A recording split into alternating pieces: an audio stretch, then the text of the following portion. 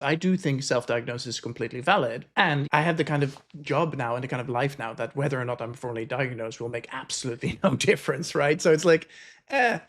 But I got sideswept by an ADHD diagnosis that I wasn't really expecting. So I got both. And I looked at the report, and it was like 35 pages long. And it struck me that, hey, maybe I should actually just read this as I'm filming myself for the first time.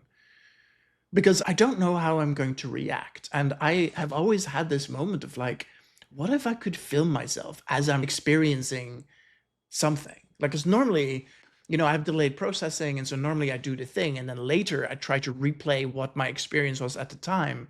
But that's like that's an impossible task. I'm like, wouldn't that be interesting? And so maybe it becomes a podcast episode. Maybe it just becomes a piece of video I have of myself. And I found it a lot more emotional than I expected. And as I got to the end of it, I was like, wait, this is not really a coherent episode. I'm just reading stuff and giving commentary. And it felt incredibly navel-gazing as I was doing it.